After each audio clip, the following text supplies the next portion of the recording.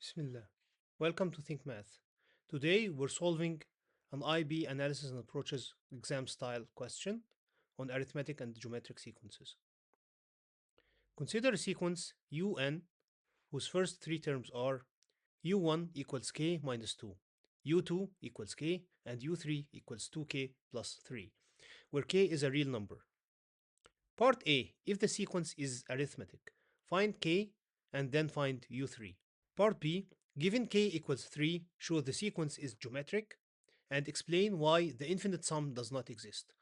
Part C, find the second value of k that makes the sequence geometric, show that negative k squared plus k plus 6 equals 0. Find the first three terms and write down S infinity. For part A, an arithmetic sequence has a constant common difference, meaning u2 minus u1 must equal u3 minus u2. Substituting k minus open bracket k minus 2 close bracket equals 2k plus 3 minus k. The left side simplifies to 2 and the right side to k plus 3. So 2 equals k plus 3, giving k equals negative 1. Substituting back, u3 equals 2 times negative 1 plus 3, which equals 1. The three terms are negative 3, negative 1, and 1. A clean arithmetic sequence with a common difference 2. For part B, we set k equals 3. The terms become u1 equals 1, u2 equals 3, and u3 equals 9. Checking the ratio, 3 divided by 1 equals 3, and 9 divided by 3 also equals 3. Both ratios are equal, so the sequence is geometric and common ratio r equals 3. Since the absolute value of r is 3, which is greater than 1, the terms grow without bound, so the infinite sum does not exist.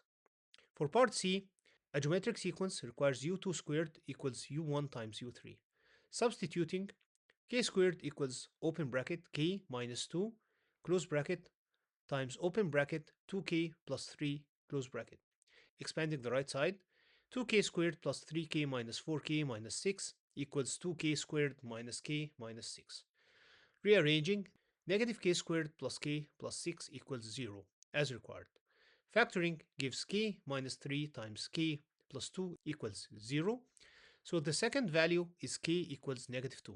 Substituting, u1 equals negative 4, u2 equals negative 2, u3 equals negative 1, with common ratio 1 half.